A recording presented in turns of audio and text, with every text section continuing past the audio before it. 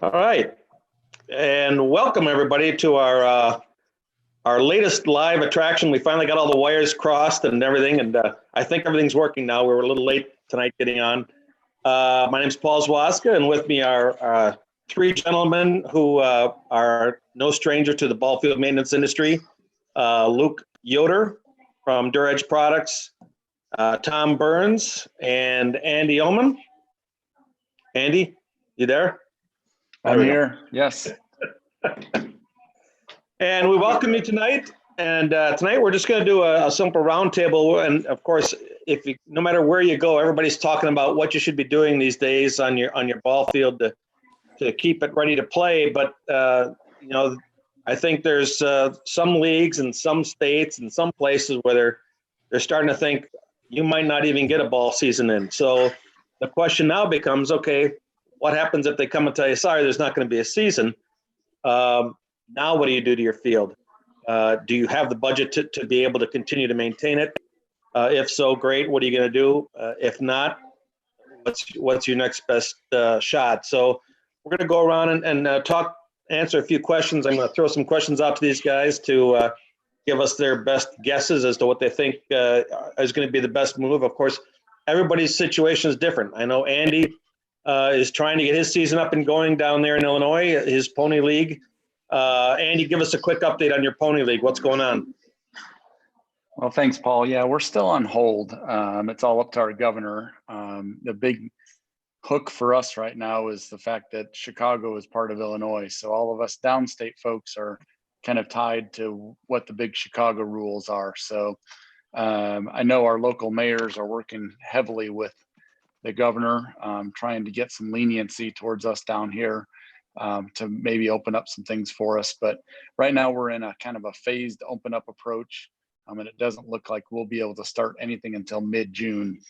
Considering our season start late April puts us way behind, but looking at a very, very condensed season and potentially extending a little longer than we normally do. In Illinois, our junior high baseball season starts right at the beginning of August as well. So that comes into play in all kinds of different things. So right now on hold, if I had answers, it would sure make it a lot easier to take care of the fields, but we're just on hold until we get released to do some more things. And our Little League facility is the same situation. And I think it's true in every state. The governors have the reins as to when they're going to turn us loose. And of course, we're probably in stage 3, stage 4 before they let us out. So we're going to be some of the last ones opening up, of course. Yeah. Fortunately, we did get a PPP for our league. So that's helped us out a little bit financially. But that doesn't mean, I've still got virtually not much of a budget to spend. All that is covering is our pay of our employees and taking care of certain things like utility costs and things like that. But still, every little bit goes a long way. So we're cash strapped, and that's really making me hold back on allowing our crew to get some other key work done.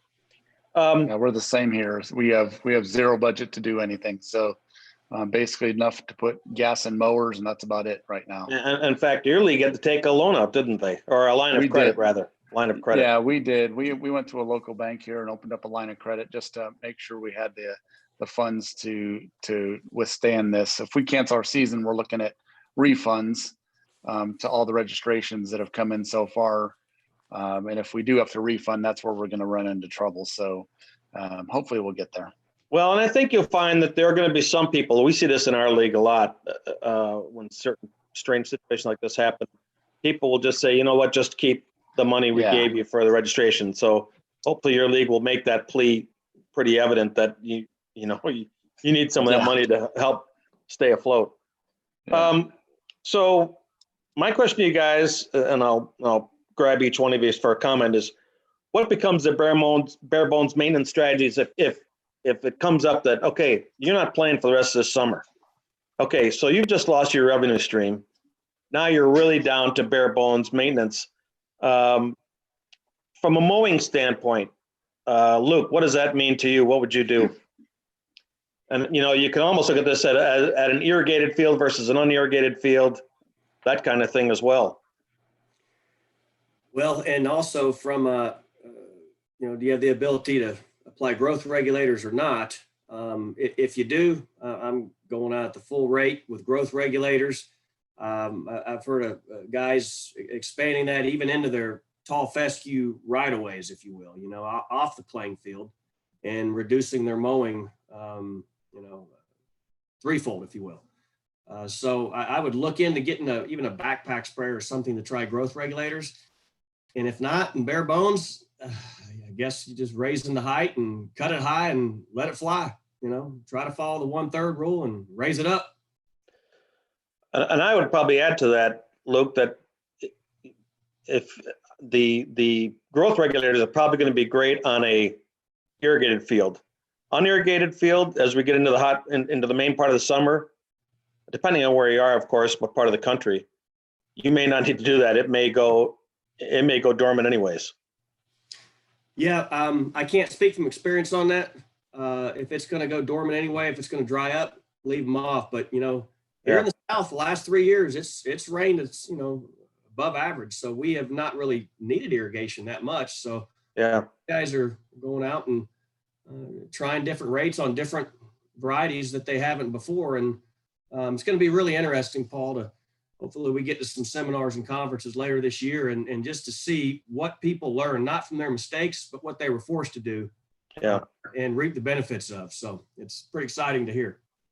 Tom, for those who have irrigation, bearing in mind that you've got a slim crew and you may get, if you end up losing your season, your crew might even get cut even more.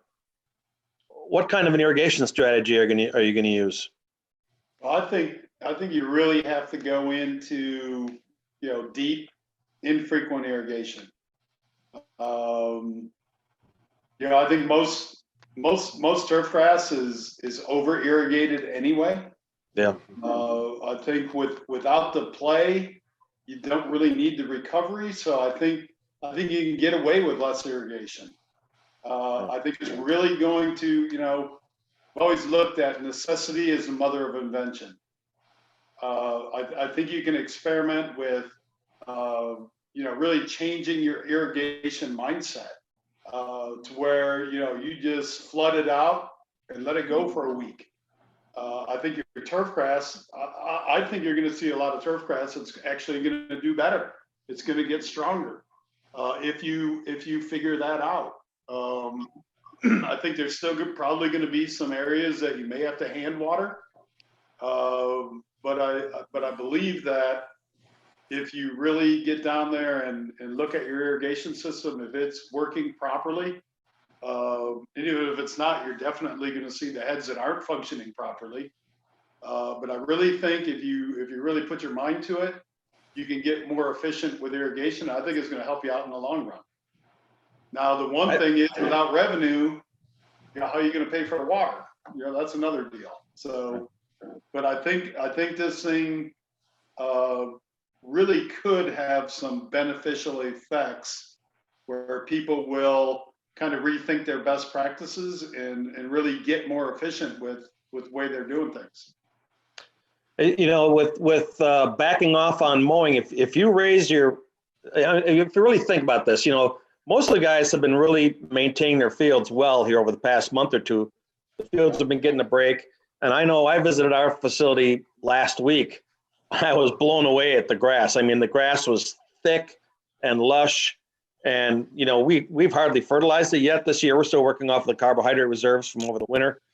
And, so if your grass is really thickened up and you've backed off on your mowing heights, Tom, that right there, like you say, is going to help reduce the irrigation needs because that's going to shade the canopy more. Yeah. And allow that moisture to last longer down in the soil before you really need the water. So, I think a lot of guys have gone in this and, they probably backed off their fertilization a little bit because you don't need as much. We don't need that much recovery. Yeah. When you're not getting the play. When you're not getting the wear, right? Yeah, you're not getting the wear, so you don't have to regrow these spots. All you have to do is really maintain what's there. So I think if you get your fertilization a little bit leaner, because we don't need the recovery, raise the mowing heights a little bit, and get into a more efficient irrigation, because if you don't have the play on it, you don't have to worry about flooding it. Really irrigating deep and then backing off for a while. Let the grass stress out a little bit before you re-irrigate it. Yeah. Then you'll find that the turf grass will recover much better. Speaking of fertility, Andy, what are you doing fertility-wise to maintain your field? I'm sure you don't want to be mowing like crazy at this point. Whoops, I'm muted. No, I don't. It's hard to talk. We've done exactly what Luke and Tom said too. We've raised our mower height. We normally at about 1.25 inches with real mowers, and we've raised it up to about 2.5 to 3 with rotary mowers. Nice. To cut down the frequency. I am scrambling through old fertilizer laying in my building and throwing it on fields and cleaning out my shelves. So that's helped. And the good thing about my complex is I pull water from a pond. So the only thing I have to pay for is electricity to run my pumps. So Sure. I have not turned on my irrigation system yet, and will use it extremely sparingly if needed at all. And I'll probably just focus on infields only, to be honest with you. If I have to let my outfields go dormant, I have to let them do that. But and the other thing is just running our aerator. I've never had a chance to run an aerator in the spring because of play. And I've gone through a full set of coring tines this year, and I just put knife tines on my aerator, and we'll just keep that thing going as much as we can. Again, for the whole sake of what Tom was saying and Luke, to get the health of the grass as strong as it can. I'm kind of with Tom on this. I think if you stress the grass out, it gets stronger and stronger. Yep. And we'll benefit next year from it big time if we can. So, and then from fertilizer standpoint, Paul, I'm basically, other than a few bags here and there, I'm the same as you. I'm still pulling off the carbohydrates over the winter. I haven't put anything down on any outfield so far yet this year. Yeah. And I point blank don't plan on it until we get the green light to play, and I can sell some hot dogs in my concession stand to buy a few bags. So that's where we're at. Luke, infield skins. Now, the major leagues and the minor leagues, those skins are pretty heavily maintained, even right now, to be honest with you, even though they're not working them every day. They don't have as much of a problem with this, but at the park and rec level, the school level, weeds are always a problem on those infields. Now, they're typically not engineered soils, because if you're using engineered soils, you'd probably have a much cleaner soil that you're not going to have problems with weeds in the first place. But a lot of those are all harvested infield soils. So if those fields are sitting fallow, no doubt they're going to start growing weeds on those infields. What would you do? What would you recommend in this situation as we go into virtually no games for the rest of the season? What are you going to do to prevent that from being totally grown over with weeds? Well, one thing I would highly cautious people in is going out there and haphazardly applying glyphosate, especially if you're mowing across it. I've learned a lesson from that before. And, if you hit the nail on the head and you're perfectly careful with a piece of plywood and you calibrate it just right and don't have any wind, you might get away with it. And you're welcome to try it. Just beware that even if you apply it on a Friday and you come in on a Monday and you think everything's good and you get a little dew and you drive across it with the mower, you could track. So be very careful with that. Paul, besides, starting with fresh, clean engineered soils, even over time, you're going to get weeds blowing into that down the road. So sure, it's a good place to start, but there's still no all cure besides just regular dragging. Once a week, go out there with your one mesh drag, or maybe a light nail drag or something. You've got to do regular dragging. That's going to help you maintain, your grade as well, and just all other benefits involved in it. But I don't have any silver bullet for that. If you're seeding ryegrass, best thing you can do is come in, or seeding any type of grass, and come in afterwards and blow it off, sweep it off, and do the best you can. But I don't have a silver bullet for keeping the weeds out of a infield skin at any level, for that matter. Boy, and Luke, I'm going to go on that one too, because if you don't drag your fields, the amount of time it takes to pull weeds out of that field later on once they're established is tenfold. So, I've done it. I've let the field go. I've let it get covered in weeds, and boy, there's nothing more frustrating than literally almost taking a sod cutter to your field and cutting out the weeds, right? So I'm like, why didn't I just take the 10 minutes to run the drag out there across that field? That's so right. I'm with you on that. And it's kind of like edging. It's kind of like edging. You edge. Here's another point, Luke, to regular dragging, is even the best soils, when they dry out and lose their moisture content, they're going to crack. So once you're dragging, if you keep on dragging them, you're going to keep those cracks kind of filled in, which you're going to have less infiltration of weed seeds.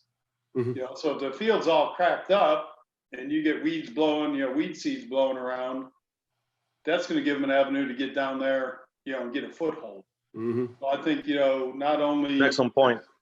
Not only prevention of, weeds that have come up and, trying to knock them off, but I think that regular dragging is going to help you seal that material off. And, if you get a rainfall on it and then, can drag it across and, seal those cracks up a little bit, I think that's going to help you take the weeds out of it too. I look like Two-Face in here right now. The sun is right down the middle of I think there's an eclipse going on this side of my head. Hey, and I'm going to jump on that same one with warning tracks too. If you've got warning tracks, I've got them at my complex, and boy, mine are getting a little overgrown in spots too. So I always take whenever I drive to one field, I always pass by another field and drive. I never drive across my grass as it is, but I go down the warning tracks and I'll just drop that drag down real quick and pull it across those warning tracks as well. So anywhere there's not grass, right? Yeah, warning tracks are equally susceptible to, if you don't drag them and don't keep them moving, you're going to have issues with weeds sooner or later. All right, I want to hit two more things too, Paul. Edging. If you can edge it, maybe once a month or something. I think that's another thing that you can do. Especially down south with the Bermuda grass, yes. Exactly, because Bermuda loves the heat. It loves even the dry weather. I mean, it'll still grow. Bermuda grass really loves to grow where you don't want to grow it.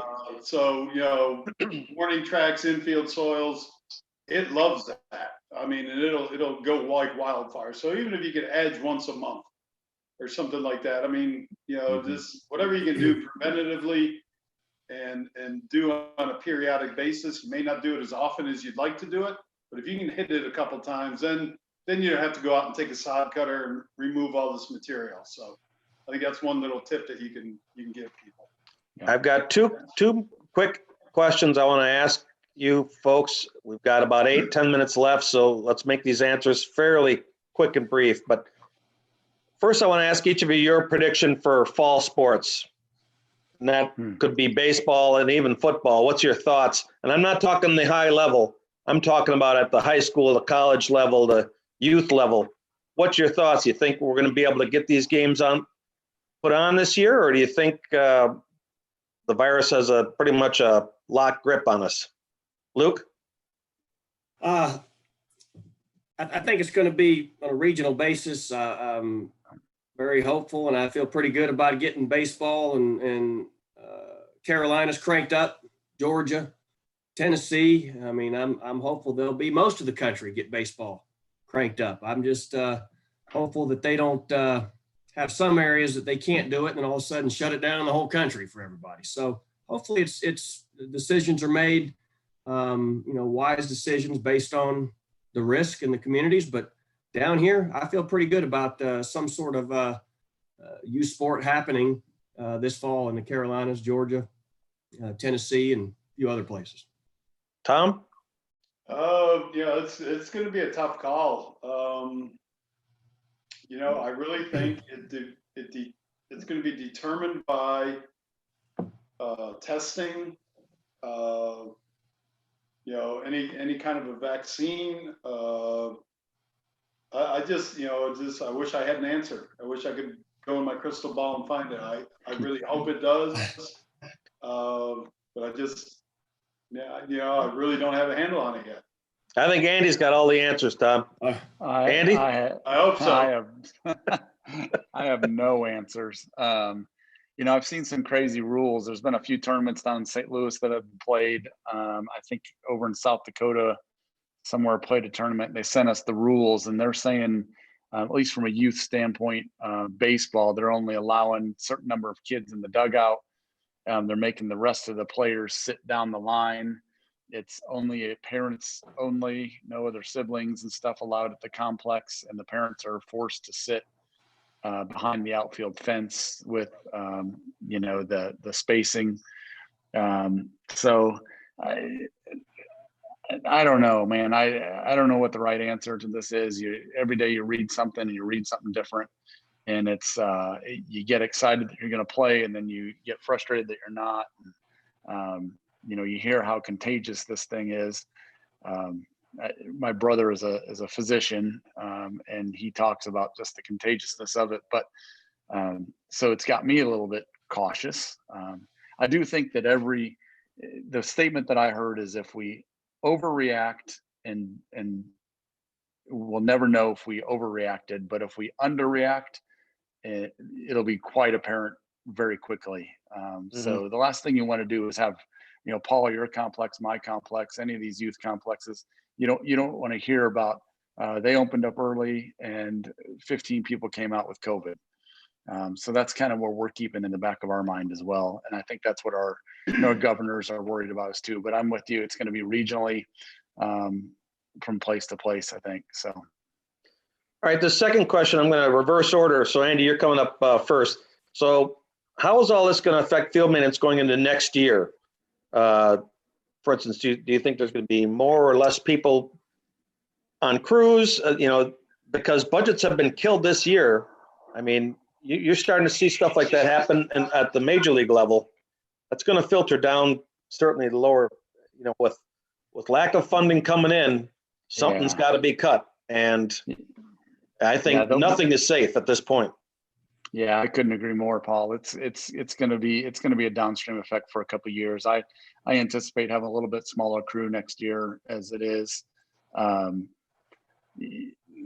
But yeah, absolutely. And looking at different ways to save money on chemicals and fertilizers and whatnot. But I have no doubt that 2021 will also be impacted greatly by this. That's why you're hurrying up and laser grading all your fields, because you're going to be able to do it for a while, right? Absolutely. 100%. I've got the machine.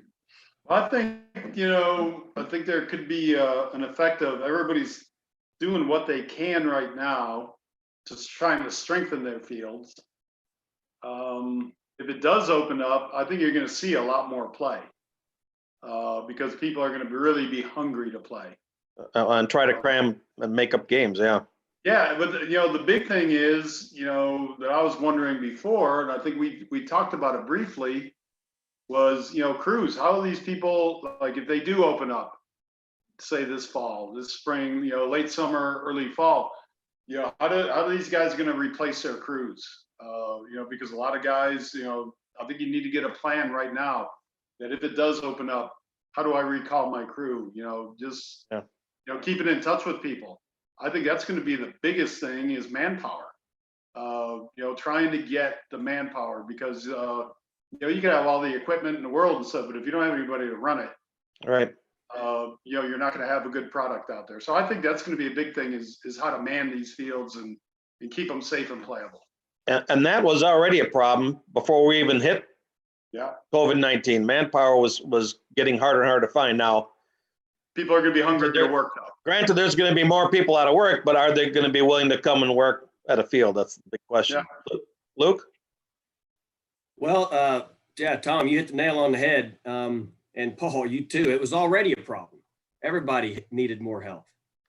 Everybody had a small crew, and that's a fact. So when it comes back to Tom's point, there's going to be a lot more games per day on these fields. Think about if it is on a regional basis and people start traveling there, if they're allowed to and all that. So if they're not able to get the staff or hire the staff, which they may not be able to, hopefully they can maintain their staff. And even if they can't, at that point, in my opinion, it's all the more reason to invest in the proper tools and the materials necessary to maximize the performance out of those fields. All right. When you do that, then you can maintain a safer playing field on a more predictable basis with the same help or slightly less. Right. So to figure out how they're going to shift the resources into making that investment, I think will come around because these fields, they can't stand to take a step back. I don't care where you're at in the country. We cannot take a step back safety-wise on these fields. It only hurts the sport if you do that. That's right. The other thing I'll throw in with that, you're right, Luke. If that's the case, if you're going to lose staff, then organizations have to be more cognizant of the materials they're putting into these ball fields. Make sure they're putting the right materials in that make it as easy as possible to maintain and recuperate the quickest from rain, those kind of things. But the other thing I would say is, and I was already talking about this again before COVID-19 when manpower was an issue, robotics are just going to become more and more prominent in our industry as time goes on here. You can furlough them, it ain't going to hurt them. You can bring them right back. Yeah. They can work when you're asleep. I mean, there's so many things that they can do. And with the shortage we had before we even went into this crisis in every profession, not just groundskeeping, robotics is the way. And we're seeing that coming around in our industry, more and more robotics, both on the golf end and in the sports field end. I challenge businesses to come up with ways to help the groundskeepers get their work done with less people through robotics and any other possibility out there. Yeah, I like it. And to have robotics, though, you got to build it right, as you said. Right. You got to have the right materials in there. Right tools, and there you go. Right. Well, this has been fantastic, folks, for our roundtable today. We're at our end point. Tom, Andy, Luke, thanks for listening to me yap for an hour and put up with the glare off my left side of my head. We're used to it. Hey now. Usually it's off the forehead, yeah. Yeah. Now you got the whole hat. You only got half the sphere this time. Everybody we'll see you folks. Making fun of the bald guy. We'll see you folks next week on our live ball field chat every Tuesday at 8 o'clock Eastern time. Thank you very much. All right. Thanks, Paul. Have a good night. Thank you, guys. Molly.